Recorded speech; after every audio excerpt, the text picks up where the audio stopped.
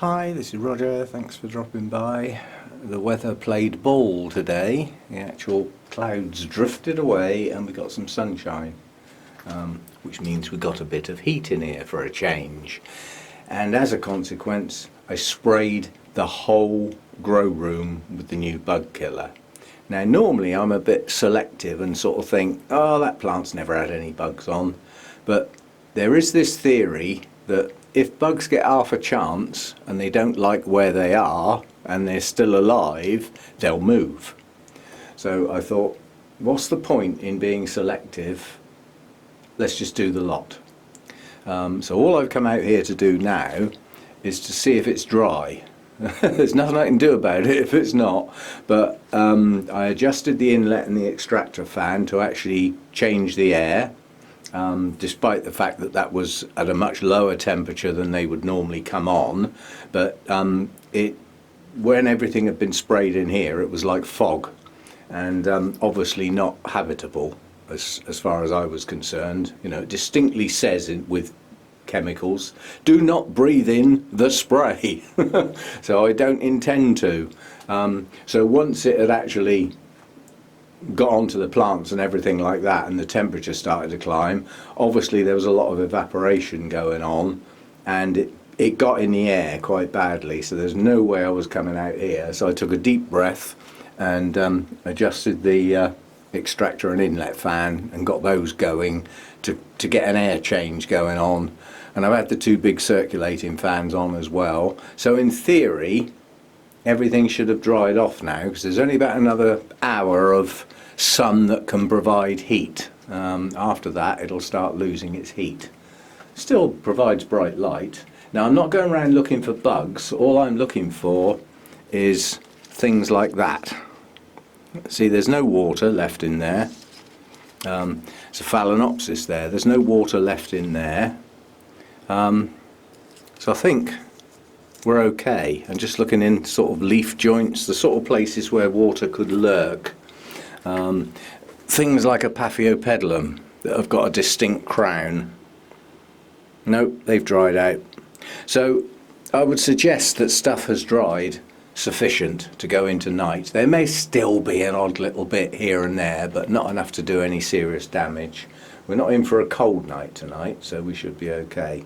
So if this stuff works, we should now have, or very shortly, dead bugs. Now obviously eggs can still hatch out, any that have been laid, but in theory the first thing whatever hatches out of those eggs is going to want to do is feed, and that's their demise. That's the whole idea of the systemic. So now all I've got to do is wait and see if I see any active buds in the next week or so. Obviously this stuff's got to work round the plant, but I absolutely soaked everything, so it should have been absorbed into all parts of the plant above ground basically, and made its way around the whole plant. So we will have a look. I know the ones that were worst affected, so obviously in 4 or 5 days time, something like that, I'll go and have another look at those and see if we've got any active bugs. And hopefully everything is now either dead or not long for this world. Because of what I did, that was almost a spur of the moment thing, because the weather changed. I thought if I don't do it now, weather's going to be bad again tomorrow and most of the weekend. It gets into next week. There's breeding going on in here, which I was after trying to stop dead in its tracks. Emphasis on the word dead.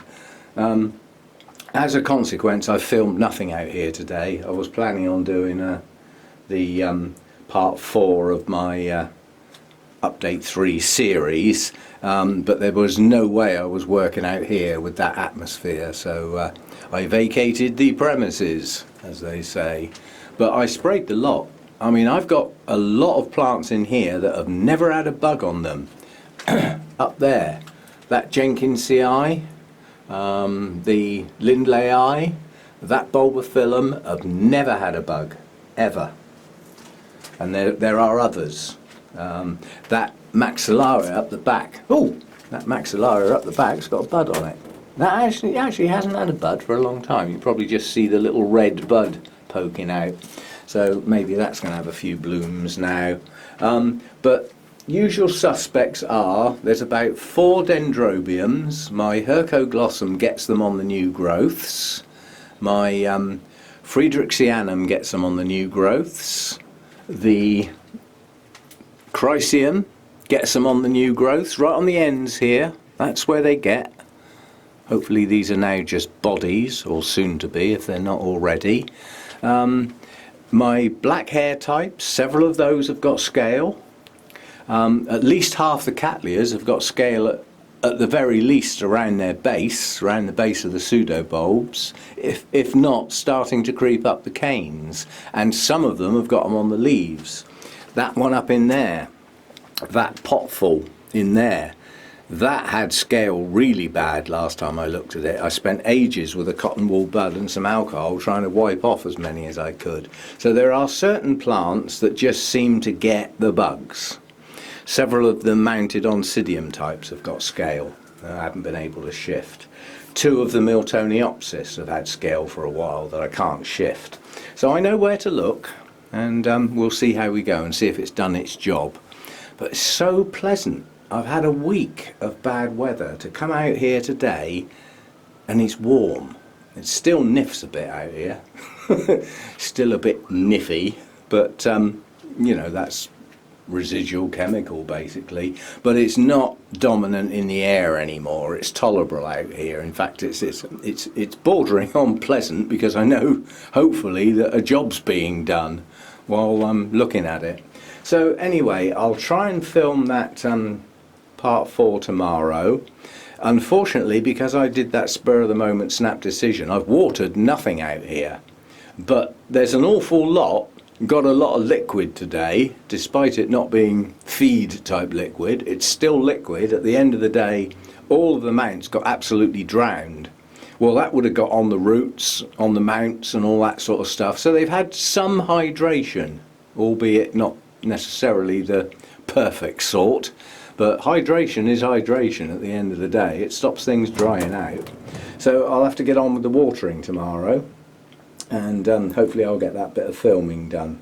But yeah, hopefully it's done the job. It's difficult to tell, but I know the places to look, the usual suspects. The Sotoanum has never had a bug on it. The Chrysotoxum's never had a bug on it. The Vandas have. That's never had a bug. Polybulbon. Those 2 have both had a bit of scale lately. Yeah?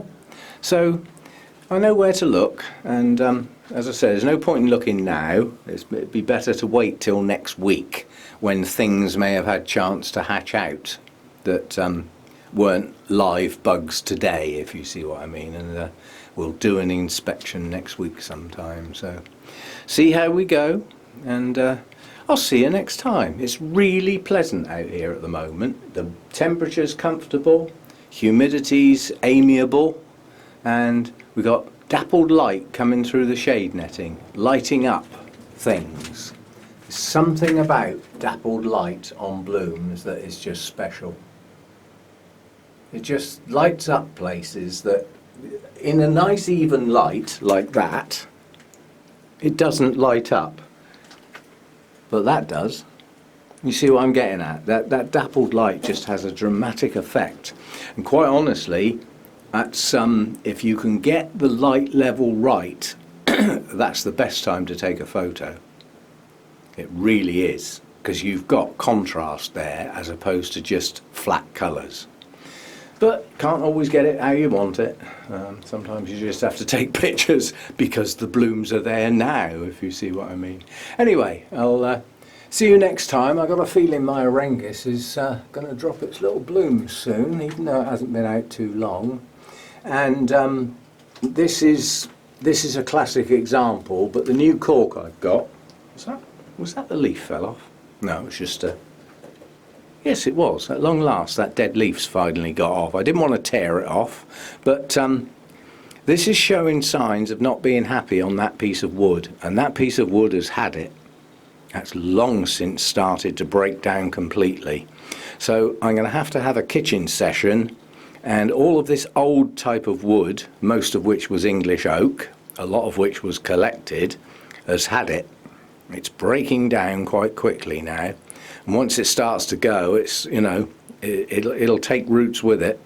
So I think we're going to have a massive mounting session, which is a little unusual because there'll be remounts. They'll be trying to get them off of their existing mount without ripping them to pieces and not losing all the roots, and then remounting them on some cork bark.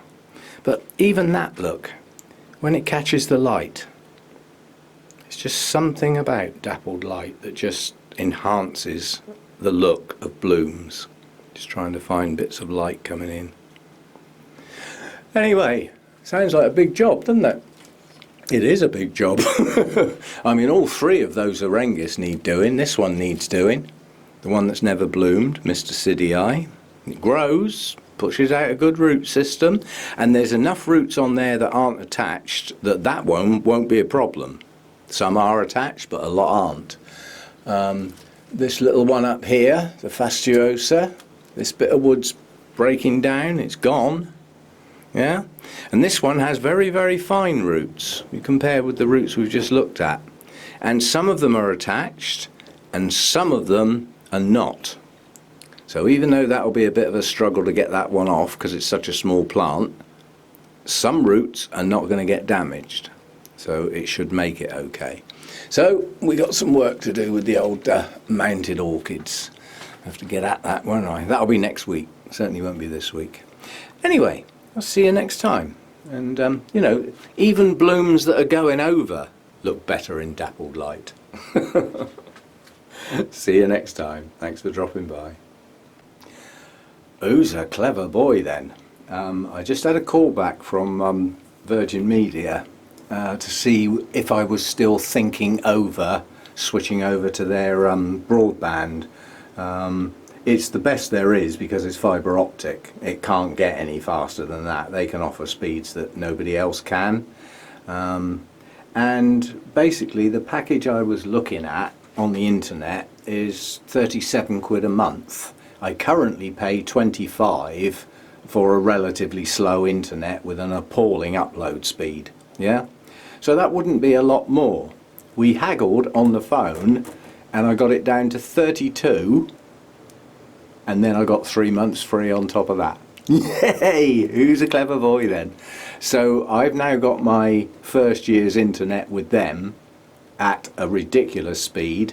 It's gone up from 40 meg to 200, and the upload speed's gone up from 8 to 21. So more than double my upload speed, so no more hanging around waiting for flipping videos to load on YouTube. Whoopee! And then on top of that, the lady said, "Do you have a mobile phone?" I said, "Yes, I'm holding it in my hand now." And she said, "Do you mind if I ask what you pay for that? Because as a brand new customer, I can offer you a SIM with unlimited calls and text and some data, which I wouldn't use anyway, not on my phone. Take all day to load. I'll be back." That's my phone. Oh, that was a lady just phoning back to tell me my credit check was successful. You jolly good. Should flipping well think so. Yeah, so I've got a new broadband coming soon, and as I say, that should save me hanging around waiting for videos to load on YouTube, and various other things will be an awful lot quicker as well. Yeah, so yeah, that was a good phone call. Well worth it. Good deal. And I've ended up overall, well, you do the maths. If I was paying 25 quid for 12 months, the next 12 months, that's what I would have spent. And I'm now spending £32 a month for 9 months. I've got a feeling I'm actually getting a good deal here. Anyway, see you next time. Ugh. All I made sure I made it absolutely clear whatsoever, you do not leave me with a gap under any circumstances. So you do not cut off the old broadband until the new one is up and running. Tried and tested. This last thing I want is a gap. So, but I mean, it's what they do. They do it all the time. It should be fine. Anyway, tea time. See you next time.